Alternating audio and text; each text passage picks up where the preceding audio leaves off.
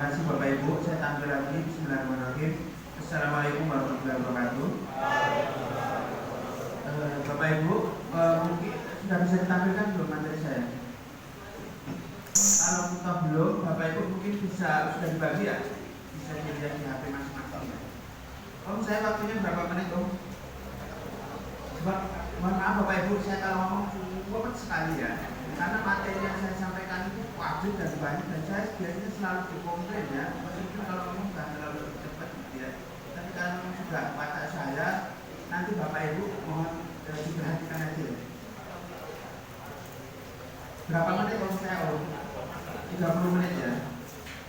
Oke, gimana? Bisa ditampilkan belum? Belum ya? Tapi Bapak Ibu sudah dapat materi dari saya kan? Sudah ya? Oke ya Bapak Ibu, tadi sedikit perkenalan tadi terkait BRIN. BRIN itu sudah dibentuk sejak 1 September 2000, tadi saya menyebutkan 2019 ya, 2021, yang terdiri dari 5 entitas sebelumnya. Entitasnya itu antara lain yaitu Kemenristek, bentuk Kemenristek Dikti ya, terus kemudian Diktinya ditarik ke Kemendikbud, tinggal Kemenristek saja. Kemudian karena diminta untuk BRIN hadir pada tahun tersebut, makanya disebut sebagai Kemenristek BRIN waktu itu. Nah kemudian setelah itu Kemenristek dibubarkan, kemudian bergabunglah menjadi BRIN. Makanya disebut 5 entitas itu. Yang pertama adalah Kemenristek, terus kemudian LIPI, kemudian BPPT, kemudian Batam dan Lapan. Ada 5 entitas yang bergabung. Nah dulu kalau Bapak Ibu dosen memahami bahwa LIPI itu lebih fokus ke litbang, penelitian dan pengembangan, kemudian juga kalau BPPT itu lebih fokus ke pengkajian dan penerapan.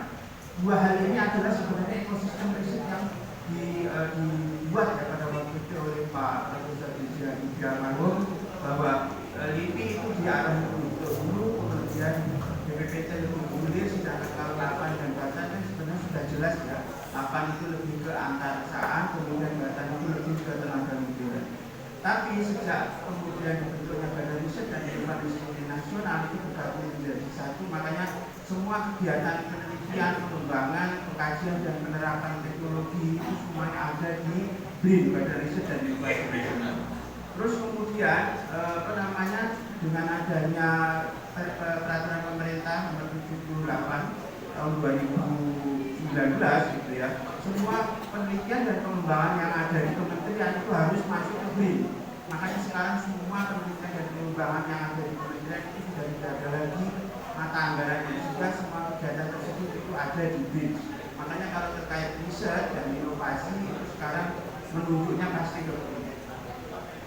Terus selanjutnya kalau dari struktur organisasi, BRIN itu langsung ada di bawah Presiden, dan kemudian bertanggung jawab juga kepada Presiden, dan kepala BRIN itu setara dengan Menteri. Nah kalau kita lihat struktur organisasinya itu ada beberapa deputi ya Bapak Ibu. Deputi itu salah satunya nanti yang terkait, yang sangat erat terkait dengan Bapak Ibu semuanya adalah deputi fasilitasi riset. Di situ nanti Bapak Ibu akan mendapatkan fasilitasi pendanaan, baik itu riset dasar, pengembangan sampai dengan riset terkait startup atau perusahaan pemula berbasis inovasi. Oke, langsung ke selanjutnya. Ya, yang itu ya Bapak Ibu. Nah, terus kemudian kalau di kedeputian selain fasilitasi riset itu ada kedeputian sumber daya manusia ITEK. Nah nanti ini yang sangat akan terkait dengan adik-adik mahasiswa. Karena di situ pengembang tugas utama BRIN itu adalah salah satunya adalah menciptakan generasi ITEK unggul ya. Nah kita nanti nurturing dari adik-adik SMA sebenarnya. Kalau adik-adik pernah ikut lomba karya tulis ilmiah yang LIPI dulu punya, sekarang itu juga ada, dia masih ada, dan itu terus dilanjutkan. Dinurture dari SMA kemudian masuk ke S1, nanti akan ada programnya sendiri gitu ya. Setelah S1 nanti akan dibina lagi SDN-nya sampai S2 sampai dengan S3. Kalau kita sudah sampai S3 nanti akan ada program lagi yang namanya postdoktoral. Nah kemudian setelah postdoktoral itu juga ada lagi visiting scholar. Nah, Bapak Ibu yang sudah matang posisinya di visiting scholar nanti akan tetap dibina dalam bentuk penghargaan seperti WB Prize, kemudian Sarwono Award, kemudian juga ada swadaya kuat dan lain sebagainya. Nah berarti itu adalah tugas utama BRIN itu benar-benar dari mula sampai dengan tahap akhir jabatan Bapak Ibu semuanya. Terus kemudian selanjutnya untuk 3 arah dan 7 target BRIN Bapak Ibu bisa dilihat pada intinya dari target tersebut itu yang paling utama adalah bagaimana pembentukan kolaborasi riset antara seluruh SDM yang ada di Indonesia. Dulu kita itu semuanya bekerja sendiri-sendiri gitu ya, arahnya nggak jelas, makanya pembentukan BRIN itu terbentuk karena pertanyaan dari Bapak Presiden yang menanyakan, saya menggelontorkan uang sebanyak 24 triliun itu hasilnya mana gitu kan. Nah pada saat itu ya akhirnya kemudian DPR kemudian juga pemerintah akhirnya berpikir gitu, solusinya seperti apa. Makanya semua pendanaan itu akhirnya dikonsolidasikan menjadi satu, sehingga lahirnya BRIN. Harapannya dengan adanya kolaborasi itu dana itu bisa nanti akan berwujud pada suatu saat nanti. Terus kemudian selanjutnya dari Pak Kepala BRIN yang menyebutkan bahwa seperti dengan tujuan dari pembangunan kita untuk tahap kedua dari Pak Jokowi itu adalah pembangunan SDM. Pada tahap pertama pemerintahan beliau itu terkait infrastruktur ya. Nah kemudian yang kedua adalah terkait SDM, makanya Pak Kepala BRIN menyampaikan bangun manusianya, bangun bangsanya, ini sesuai dengan mirip tadi yang kita lakukan. Nyanyikan di lagu Indonesia Raya, bangunlah jiwanya, bangunlah badannya untuk Indonesia Raya. Makanya kenapa SDM Iptek unggul itu menjadi hal yang utama. Dan ini saya juga yakin bahwa ITBM saya yakin ingin juga menciptakan SDM yang terampil dan unggul dalam bidangnya masing-masing. Selanjutnya, paparan berikutnya. Nah ini sedikit cerita ya Bapak Ibu ya, ini disampaikan oleh Kepala BRIN bahwa bangsa kita itu sudah 3 kali mengalami brain drain. Artinya apa brain drain itu? Orang-orang pinternya itu tidak ada di Indonesia. Kita kehilangan SDM yang unggul itu sudah 3 kali. Yang pertama menurut Pak Kepala itu adalah era kemerdekaan. Kita itu dulu pernah ada seorang biologi ya kalau nggak salah, biologis itu tapi beliau adalah berkebangsaan Belanda, tapi lama tinggal di Indonesia dan lembaganya adalah lembaga Eijkman. Beliau itu pernah memperoleh Nobel Prize winner untuk di bidang biologi molekuler. Nah, yang terjadi apa gitu ya, pada saat kita di era zaman kemerdekaan gitu ya, transfer teknologi, transfer ilmu dari para peneliti Belanda itu tidak ada. Kita belum siap pada saat mau merdeka gitu ya.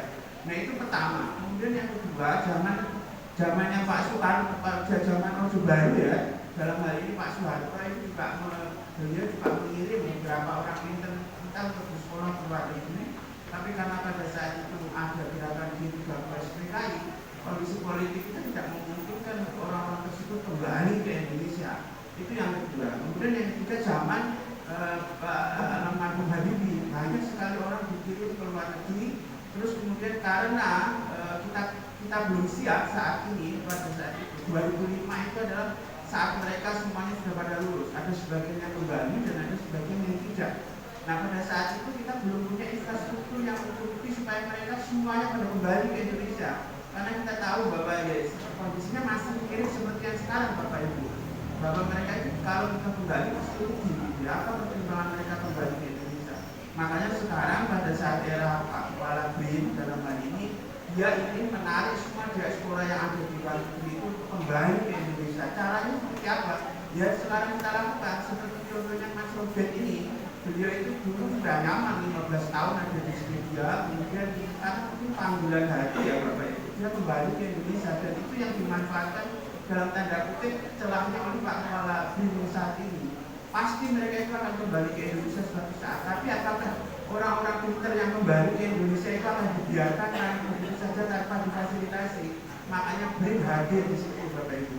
Nah, fasilitasi segala macam nanti akan saya sampaikan ya.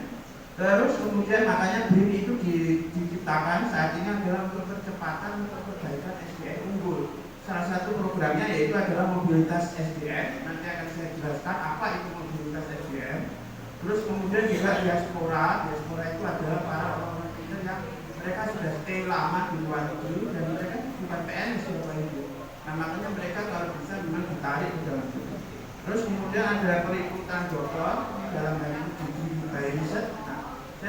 memberitahu informasikan untuk Bapak Ibu guru dosen yang masih S1 pengen S2 silakan mendaftar, yang sudah S2 mau S3 silakan mendaftar, kalau yang sudah S3 mau postdoc juga silakan, nanti ada fasilitasinya di sini.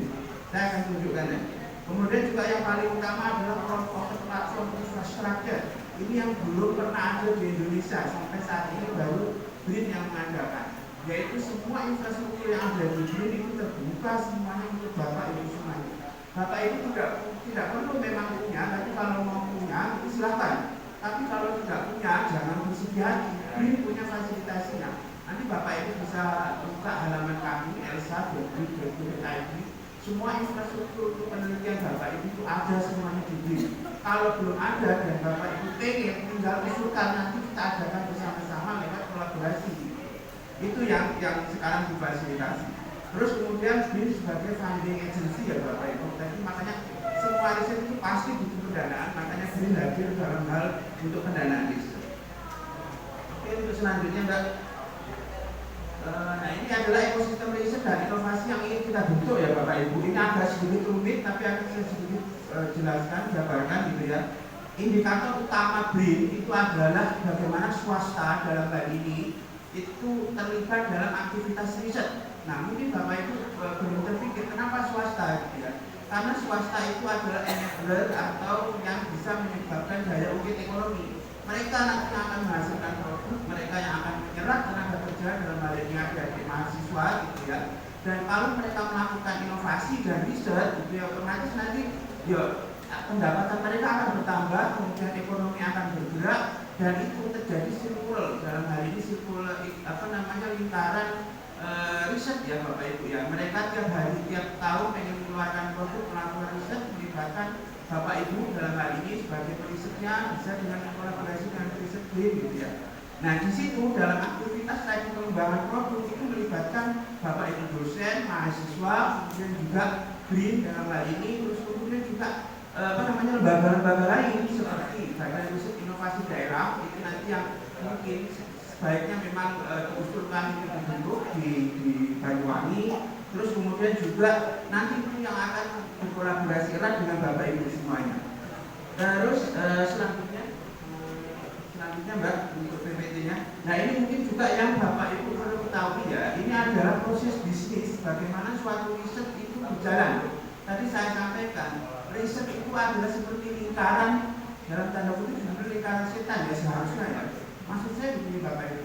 Bapak Ibu kalau menghasilkan suatu riset, menghasilkan suatu produk, jangan pernah berhenti hanya pada satu invensi saja. Ya, setelah satu invensi didapat, itu nanti harus terus lagi invensi berikutnya, ya. Harapannya seperti itu, aktivitas riset itu never ending success story ya Bapak Ibu. Nah, kalau untuk kami di BRIN gitu ya, tugas kita sebenarnya dan kalau menurut saya akademis itu fungsinya juga sama, yaitu adalah bagaimana riset itu menghasilkan publikasi ilmiah dalam hal ini sebagai validasi bahwa apa yang dikerjakan oleh Bapak Ibu dan teman-teman semuanya itu valid. Makanya harus diakui oleh peer review. Nah, dihasilkan adalah publikasi dalam jurnal berreputasi tinggi. Itu kan sesuai dengan jabatan fungsional Bapak Ibu semuanya. Kalau mau naik dari lektor ke lektor kepala guru besar, itu kan memang yang dibutuhkan adalah salah satunya indikatornya itu adalah mampu menghasilkan novelty kebaruan dalam jurnal ilmiah berreputasi tinggi. Itu adalah salah satu indikator bahwa kinerja kita sebagai SDM unggul itu berhasil. Kemudian yang kedua adalah ini kekayaan intelektual yang kita daftarkan. Dalam hal ini inovasi yang kita punya itu harus kita daftarkan hak kekayaan intelektualnya. Memang ini tidak bisa serentak atau serta-merta gitu ya, atau istilahnya continue gitu ya. Kalau kita memilih untuk mematenkan ya kita patenkan dulu daripada kita mempublikasikan.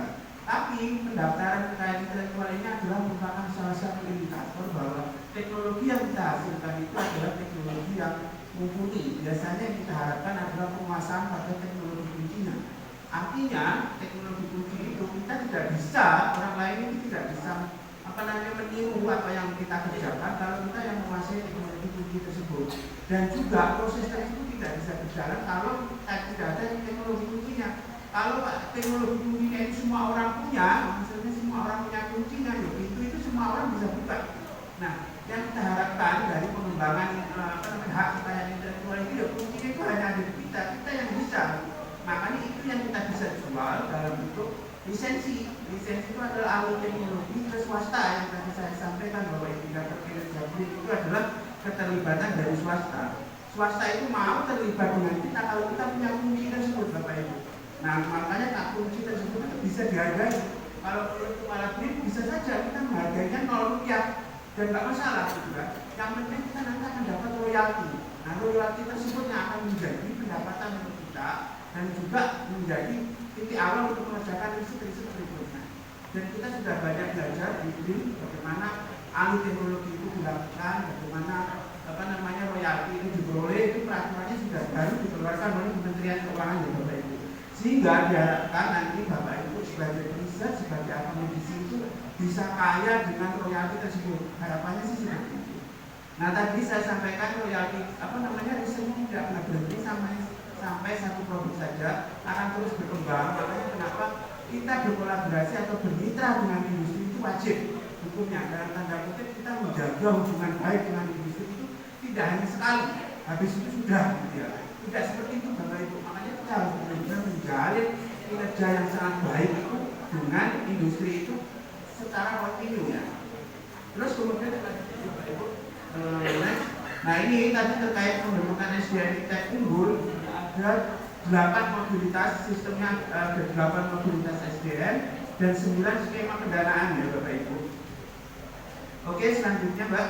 Nah, itu untuk yang SDM unggul ini memang sudah menjadi pemikiran baik oleh Kepala BRIN dan juga Mas Menteri dalam hal ini terkait bahwa kita itu memang diharapkan untuk benar-benar menciptakan SDM unggul nasional. Selanjutnya Mbak. Nah, ini terkait kolaborasi Bapak Ibu, ini tadi saya sudah sampaikan ke Pak Asrofi. Bapak Ibu mulai tahun depan kalau bisa terlibat dalam praktisi mengajar ya Bapak Ibu. Apa sudah ada yang di sini ikut di program praktisi mengajar? Belum ya? Nah, Pak Rektor besok dimulai Pak tahun depan terlibat di program praktisi mengajar. Libatkan sebanyak mungkin praktisi mengajar untuk datang di ITBM. Karena apa? Pemerintah tahun lalu pemerintah punya 400 miliar untuk itu. Bapak Ibu tinggal bikin proposalnya gampang sekali di website. Kita tinggal pilih mau saya pengen Pak Anang, oke, saya pengen Pak Ruben, oke. Mereka datang ke sini yang biaya pemerintah Pak. Bapak Ibu tinggal kolaborasi gitu ya. Pak Asrofi tolong kalau bisa ITBM besok wajib ikut program praktisi mengajar ya. Karena saya tahun lalu tanpa ngapa-ngapain ya, saya memang hanya mendaftar di akun praktisi mengajar. Tahu-tahu saya dicolek sama orang dari SDT Cipasung. Saya sendiri ini SDT dari mana asalnya saya bingung. Cipasung itu nama daerah mana gitu kan. Tapi dia mengajak kolaborasi saya, makanya berjalan. Tahun lalu saya diajak kolaborasi dengan SDT Cipasung. Saat ini saya tinggal terima honor aja dari Cipasung, bukan dari Cipasung, dari pemerintah. Mas Menteri sendiri yang langsung mencairkan. Nah, terus kemudian yang riset kolaborasi Indonesia, mungkin karena ITBM masih baru, riset kolaborasi Indonesia ini memang untuk universitas yang sudah masuk ke PTNBH. Nah, tapi nggak masalah, saya yakin karena kolaborasi kita itu jangan dibatasi. Oh, saya masih baru, saya dari swasta ataupun saya daerah tertentu, tidak seperti itu. Yang penting kalau kita punya kemauan dan keinginan gitu ya, insya Allah nanti kita bisa kolaborasikan secara bersama-sama. Kalau di BRIN ini ada pusat kolaborasi riset nanoselulosa. Kami hadir di sini itu melalui pendanaan tadi itu pusat kolaborasi riset nanoselulosa. Nah itu Bapak Ibu, BRIN itu membentuk pengennya ya tadi kolaborasi itu antara swasta, kemudian universitas, kemudian dengan para periset di BRIN. Makanya disebutkan namanya pusat kolaborasi riset ya. Nah dulu awalnya targetnya itu hanya 10 pusat kolaborasi riset. Tapi karena minatnya itu sangat banyak, akhirnya sekarang dibuka. Sekarang sudah posisi di angka 15. Gelombang pertama itu ada 6, gelombang kedua itu ada 10. Satu mengundurkan diri, tinggal 9. Berarti total sekarang tinggal 15. Dan tahun berikutnya itu sudah banyak sekali yang mendaftar. Dan saya harapkan mungkin nanti ke depan di ITBM walaupun masih baru bisa ikut di situ. Syaratnya gampang Bapak Ibu. 5 doktor dari universitas dan 5 doktor dari BRIN. Makanya pernah kan Pak Soekarno itu beri kami 10 orang pemuda, saya akan goncang dunia. Ya, nah itu salah satunya yang itu diimplementasikan bahwa kita sekarang 10 orang yang berkualifikasi S3 diminta untuk membuat satu proposal, dan proposal itu yang disebut sebagai pusat kolaborasi riset nasional. Harapannya nanti memang pertama dengan universitas ya, tapi ke depan nanti akan melibatkan industri, makanya disebut sebagai pusat kolaborasi riset industri. Kalau kita nanti bisa menggait teman-teman swasta gitu ya. Oke, selanjutnya Ibu. Nah, kalau di universitas itu ada namanya KBRK, tugas Pak Ketua LPPM ya. Teman-teman semuanya itu berkolaborasi dengan pihak swasta. Ini kalau dari universitas ya Bapak Ibu ya. Ini dananya luar biasa. Kalau misalnya TBM berani 1 miliar, pemerintah akan kasih 1 miliar. Totalnya berarti 2 miliar untuk pendanaan tersebut. Itu yang harus kita manfaatkan ya Bapak Ibu ya. Oke, selanjutnya 8 skema mobilitas. Ini yang saya minta adik-adik untuk perhatikan ya. Nah, ini adalah 8 skema mobilitas yang ada di BIN. Yang pertama itu adalah MBKM. Saya yakin ini Merdeka Belajar Kampus Merdeka ini untuk adik-adik semester 45 saya yakin bisa dimanfaatkan. Nah, ini nanti bisa melakukan 6 bulan ya, 1 semester itu di BIN ya. Nanti riset, kemudian juga pembimbingan, terus kemudian juga konversi itu nanti mungkin bisa dibuat dulu kurikulumnya sehingga nanti pada saat MBKM berjalan ini bisa langsung adik-adik dapat dikonversikan dan dapat ilmunya di BIN. Terus kemudian selanjutnya gitu ya, untuk teman-teman yang S1 itu bisa nanti diangkat atau dijadikan sebagai riset asisten. Kayak contoh Pak Melbi ini kemarin kesusahan untuk mencari mahasiswa. Riset asisten ini berbasis output ya Bapak Ibu. Kalau misal saya punya 4 publikasi berinvestasi tinggi gitu ya, saya bisa hire 1 orang mahasiswa. Nanti mahasiswa tersebut setiap bulannya akan dapat take home pay. Lumayan adik-adik 3,5 juta gitu ya.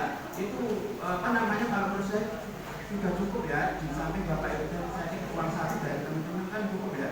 Nanti itu akan diperoleh, kemudian kita akan dapat bimbingan di KIB, risetnya juga dibiayai. Terus kemudian ada bantuan riset tugas akhir.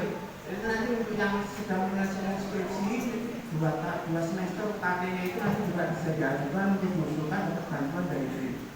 Terus kemudian adik-adik nanti semua akan mendapatkan pembimbingan, promotor dari BIN, infrastruktur dari BIN gitu ya. Itu baik untuk yang S1, kemudian juga yang S2, kemudian juga yang S3. Nah, kalau itu tadi program untuk yang S2 dan S3 itu nanti degree by research. Nah, degree by research itu artinya adik-adik atau Bapak Ibu dosen ya.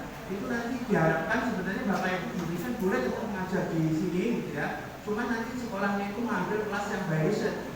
Nah, itu nanti ada beberapa universitas, nanti bisa dikunjungi saja di websitenya, nanti saya tunjukkan di degree.brsc.go.id. itu ada contohnya kayak di ITS, mungkin yang di sini. Terus kemudian Universitas Brawijaya sudah ada, belum UGM juga bisa gitu ya. Saat ini saya diminta untuk membimbing dari Universitas Riau.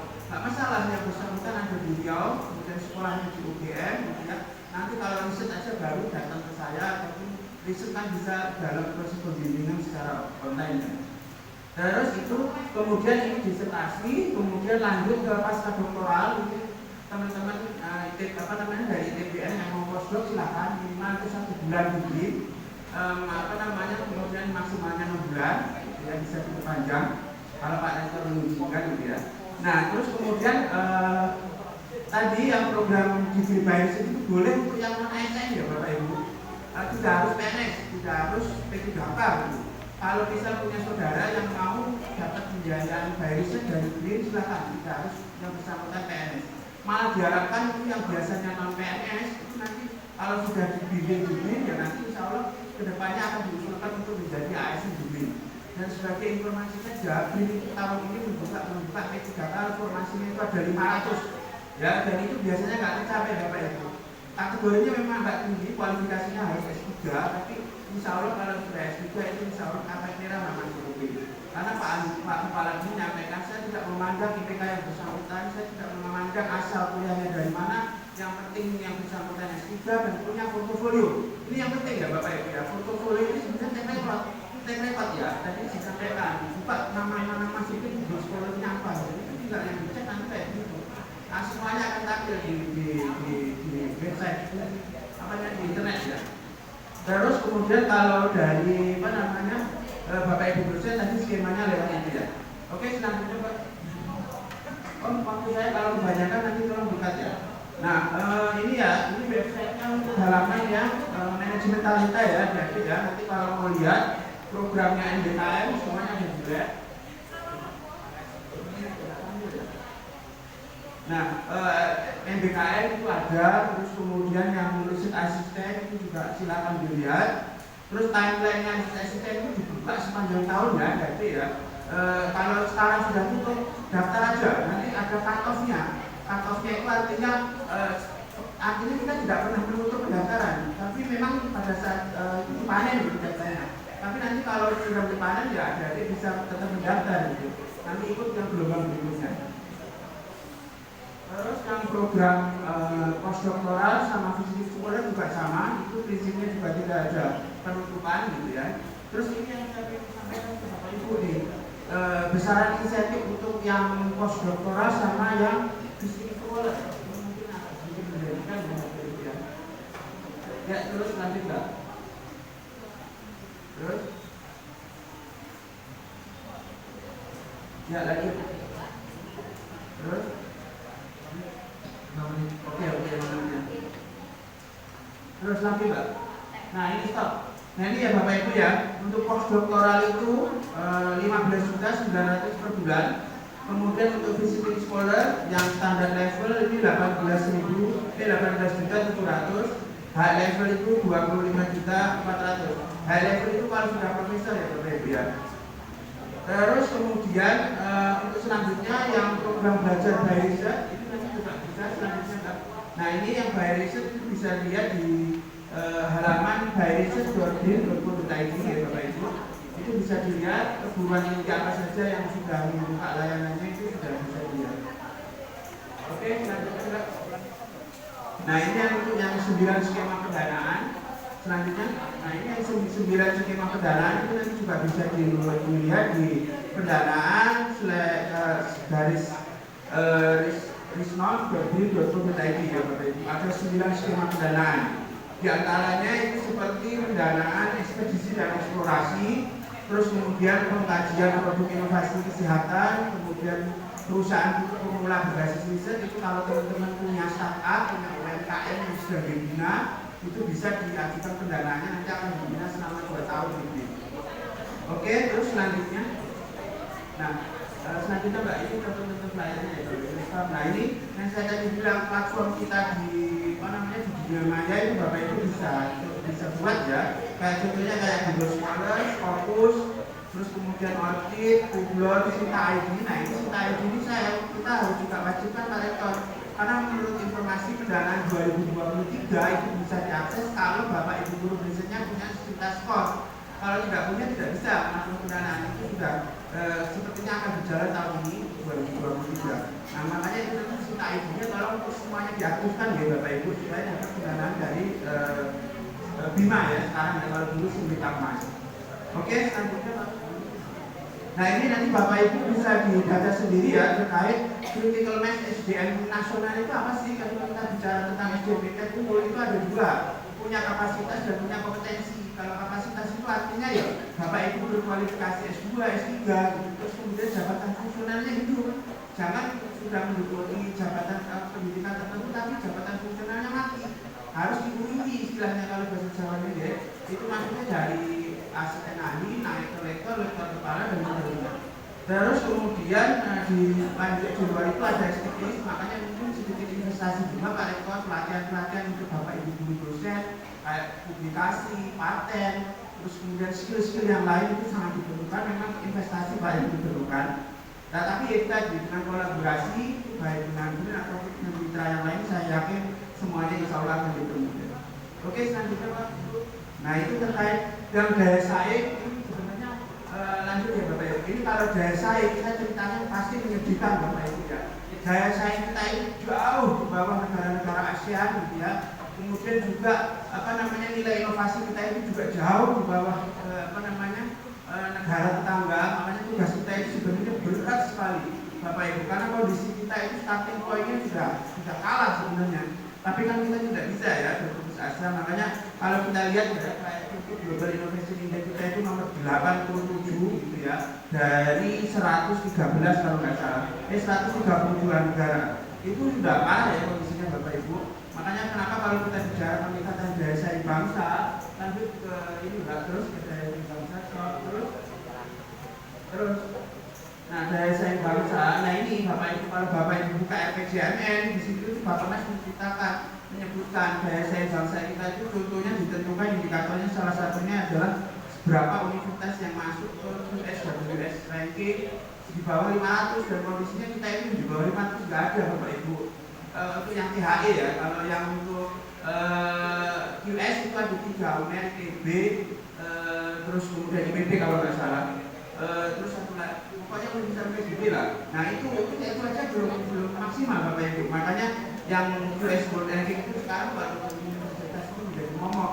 Terus kemudian juga Global Innovation Index tadi yang rendah itu terus ditingkatkan. Makanya hadirnya pusat kolaborasi itu diharapkan itu bisa meningkatkan World University Ranking untuk yang ada di Indonesia. Oke, saya kira ya, karena nanti kalau ada diskusi saya persilakan, saya akan tampilkan data-data yang menurut saya itu semuanya shocking ya Bapak Ibu ya. Tapi kita tidak harus berhenti dari kondisi yang saat ini, makanya kenapa kolaborasi kemudian juga kerjasama baik itu dengan kami di kemudian dengan di universitas lain itu karena sebelum bekerja. Itu saja yang bisa saya sampaikan, materi bisa dibaca. Jika ada kesalahan atau apapun yang saya sampaikan itu tidak benar, itu dari saya. Wabillahi taufiq wal hidayah.